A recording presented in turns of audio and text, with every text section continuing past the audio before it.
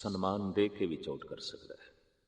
ਚੋਟ ਕਰਨੀ ਹੋਵੇ ਕਿਸੇ ਤੇ ਹਕੀਕਤ ਹੈ ਕਿਸੇ ਦੀ ਇੱਜ਼ਤ ਕਰਕੇ ਵੀ ਚੋਟ ਕੀਤੀ ਜਾ ਸਕਦੀ ਹੈ, ਬੇਇੱਜ਼ਤੀ ਕਰਕੇ ਵੀ ਚੋਟ ਕੀਤੀ ਜਾ ਸਕਦੀ ਹੈ। ਕਿਸੇ ਦਾ ਦੇਣਾ ਵੀ ਦਰਅਸਲ ਖੋਣਾ ਆਉਂਦਾ ਹੈ ਤੇ ਕਈ ਦਫਾ ਕਿਸੇ ਦਾ ਖੋਣਾ ਵੀ ਵਾਸਤਵਿਕ ਦੇਣਾ ਆਉਂਦਾ ਹੈ। ਇਸ ਹੰਸੀ ਦੇ ਵਿੱਚ ਬਹੁਤ ਗਹਿਰੀ ਚੋਟ ਸੀ। ਅਸ਼ਟਾਵਕਰ ਨੂੰ ਲੱਗੀ। ਆਪ ਨੇ ਸੁਤੇ ਸਿਦਕਿਆ, ਰਾਜਨ ਅੱਜ ਪਤਾ ਚੱਲਿਆ ਤੇਰੀ ਮਹਿਫਿਲ ਦੇ ਚਮਾਰ ਬੈਠੇ ਨੇ। ਮੈਂ ਤੇ ਸਮਝਿਆ ਸੀ ਬ੍ਰਾਹਮਣ ਹੋਣਗੇ, ਅੱਜ ਪਤਾ ਚੱਲਿਆ ਤੂੰ ਸ਼ੂਦਰਾਂ ਦੇ ਵਿੱਚ ਘਿਰਿਆ ਹੋਇਆ ਹੈ। ਮਹਾਂਪੁਰਸ਼ ਦੀ ਦ੍ਰਿਸ਼ਟੀ 'ਚ ਸ਼ੂਦਰ ਉਹ ਜਿਸ ਦੇ ਵਿਚਾਰ ਨੀਵੇਂ ਨੇ।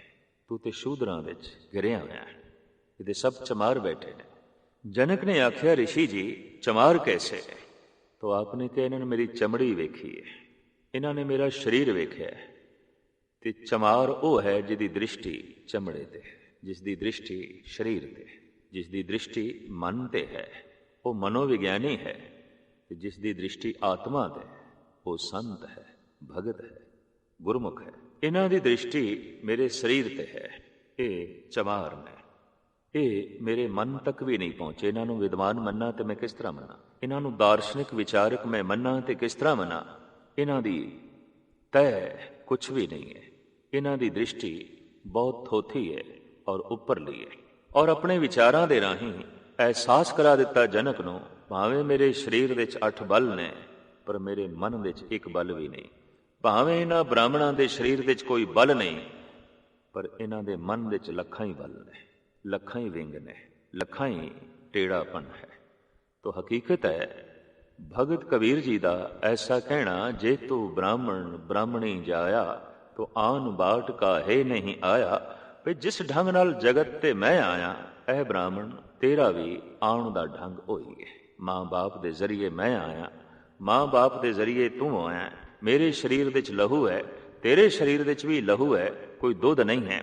ਫਿਰ ਤੂੰ ਬ੍ਰਾਹਮਣ ਕੈਸਾ ਤੇ ਮੈਂ ਸ਼ੂਦਰ ਕੈਸਾ? ਹਕੀਕਤ ਹੈ ਕਿ ਕਹੋ ਕਬੀਰ ਜੋ ਬ੍ਰਹਮ ਵਿਚਾਰੇ, ਸੋ ਬ੍ਰਾਹਮਣ ਕਹੀਅਤ ਹੈ ਹਮਾਰੇ। ਜੁਲਾਹੇ ਦੇ ਘਰ ਜਨਮ ਲੈ ਕੇ ਤੇ ਇਤਨੀਆਂ ਫਿਲਸਫੇ ਪੂਰਤ ਗੱਲਾਂ ਕਰਨੀਆਂ, ਬ੍ਰਹਮ ਦੀ ਵਿਚਾਰ ਦੇਣੀ, ਦਰਅਸਲ ਇਹ ਅਖੌਤੀ ਹੰਕਾਰੀ ਬ੍ਰਾਹਮਣਾਂ ਨੂੰ ਚੰਗਾ ਨਾ ਲੱਗੇ। ਐਸਾ ਦੌਰ ਚੱਲਿਆ ਬਨਾਰਸ ਦੇ 'ਚ, ਆਪ ਦੇ ਉੱਤੇ ਤਰ੍ਹਾਂ ਤਰ੍ਹਾਂ ਦੇ ਇਲਜ਼ਾਮ ਲੱਗੇ। ਔਰ ਇਹ ਇਲਜ਼ਾਮ ਪ੍ਰਥਮ ਬ੍ਰਾਹਮਣਾਂ ਦੀ ਤਰਫੋਂ ਲੱਗੇ, ਫਿਰ ਮੌਲਵੀਆਂ ਦੀ ਤਰਫੋਂ ਲੱਗੇ। ਇਹ ਪਹਿਲਾ ਐਸਾ ਪੁਰਸ਼ ਬਨਾਰਸ ਦਾ ਜਿਹਦੇ ਨਾਲ ਇਹ ਦੋਵੇਂ ਫਿਰਕਿਆਂ ਦੇ ਮੁਖੀ ਸਹਿਮਤ ਨਾ ਹੋਏ। ਉਸ ਦਾ ਇੱਕ ਕਾਰਨ, ਜਦ ਮੌਲਵੀ ਨੇ ਕਿਹਾ ਨੀਰੂ ਜੁਲਾਹੇ ਨੂੰ ਕਿ ਪੁੱਤਰ ਤੇਰਾ ਹੁਣ 9 ਸਾਲ ਦਾ ਹੋ ਗਿਆ, ਲਿਹਾਜ਼ਾ ਇਸ ਦੀ ਸੁੰਨਤ ਕਰਾਓ, ਔਰ ਇਹ ਬਕਾਇਦਾ ਸ਼ਰ੍ਹਾ ਦਾ ਆਧਾਰ ਨਹੀਂ ਹੋਵੇ। ਕਹਿੰਦੇ ਨੇ ਮਾਂ ਬਾਪ ਰਾਜ਼ੀ ਹੋਏ ਵੀ ਠੀਕ ਹੈ। ਔਰ ਇਸਲਾਮੀ ਜਗਤ ਦੇ 'ਚ ਸੁੰਨਤ ਇੱਕ ਬਹੁਤ ਖੁਸ਼ੀ ਦਾ ਦਿਨ ਗਿਣਿਆ ਜਾਂਦਾ ਹੈ। ਮਿਠਾਈ ਵੰਡੀ ਜਾਂਦੀ ਹੈ, ਮਹਿਮਾਨਾਂ ਨੂੰ ਭੋਜ ਖਾਣਾ ਖਿਲਾਇਆ ਜਾਂਦਾ ਹੈ, ਆਓ ਭਗਤ ਕੀਤੀ ਜਾਂਦੀ ਹੈ। ਔਰ ਇਹ ਬਾਲਕ ਅੱਜ ਤੋਂ ਸ਼ਰ੍ਹਾ ਦੇ 'ਚ ਪ੍ਰਵਿਰਤ ਹੋਇਆ, ਇਸ ਗੱਲ ਦੀ ਬਹੁਤ ਵੱਡੀ ਖੁਸ਼ੀ ਮਨਾਈ ਜਾਂਦੀ ਹੈ। ਲੇਕਿਨ ਕਬੀਰ ਨੇ ਸੁੰਨਤ ਕਰਾਉਣ ਤੋਂ ਇਨਕਾਰ ਕੀਤਾ ਤੇ ਆਪ ਦੇ ਇਹ ਮਹਾਬੋਲ ਗੁਰੂ ਗ੍ਰੰਥ ਸਾਹਿਬ ਜੀ ਮਹਾਰਾਜ ਦੇ 'ਚ ਇਸ ਢੰਗ ਨਾਲ ਦਰਜ ਨੇ ਕਿ ਸੁਨਤ ਕਰੇ ਜੇ ਤੁਰਕ ਹੋਏਗਾ, ਮੈਂ ਨਾ ਬਦੋਂਗਾ ਭਾਈ, ਜੋਰੇ ਖੁਦਾਏ ਮੁਕੋ ਤੁਰਕ ਕਰੇਗਾ, ਆਪਨ ਹੀ ਕਟ ਜਾਏ। ਸਖਤ ਸਨੇਹ ਕਰ ਤੁਰਕ ਹੋਏਗਾ।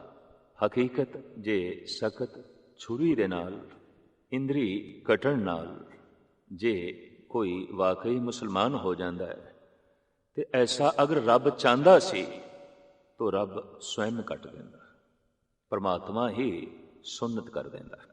ਸੁਨਤ ਕਰੇ ਜੇ ਤੁਰਕ ਹੋਏਗਾ, ਔਰਤ ਕਾ ਕਿਆ ਕਰੀਏ, ਅਰਧ ਸਰੀਰੀ ਨਾਰ ਨਾ ਛੋੜੇ, ਤਾਂ ਤੇ ਹਿੰਦੂ ਹੀ ਰਹੀਏ।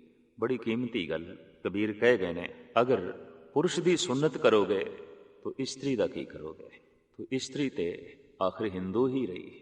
ਅੱਧਾ ਸਰੀਰ ਮੁਸਲਿਮ, ਅੱਧਾ ਹਿੰਦੂ।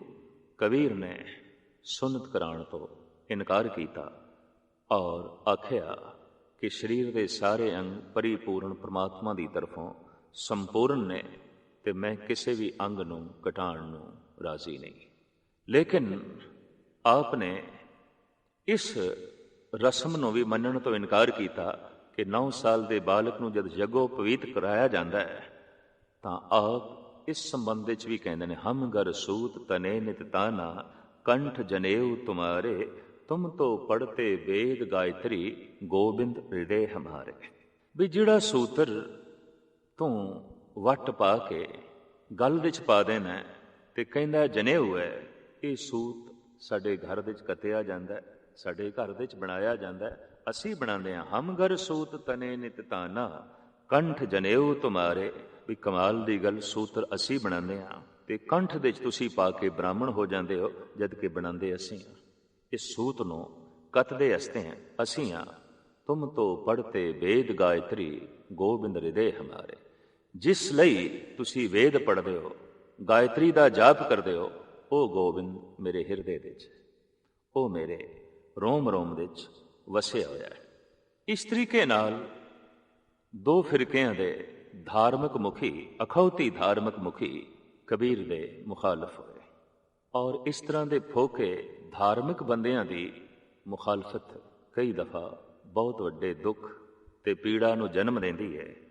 आखिर वो भी वक्त आ गया कि सिकंदर लोधी ने औखे होके कबीर नूं तरह तरह के तसईये देने शुरू किए, और वो भी समा आ गया कि दूसरे फिरके दे मुखिया ने कबीर दे घर नूं अग ला दी।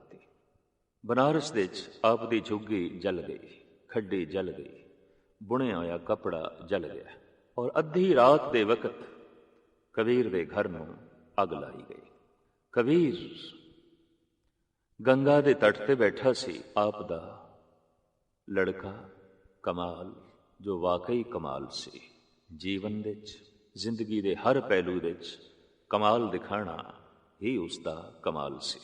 वो भजया होया गया गंगा दे तट ते भगत जी अपने पिता नूं कहण लगा, बापू घर नूं अग लग गई है, झुग्गी जल गई है, खड्डी जल गई है, सारा समान जल के राख हो गया है, सड़े मकान नूं जला के खाक कर दिता गया है। कबीर किसी मौज च बैठे सन, किसी अगम्मी रस दे च बैठे सन। आपने फौरन कह दिता, राम जपत तन जर की न जाए, राम नाम चित रहो समाए। ऐ मेरे बेटे, जिस मस्ती दे च मैं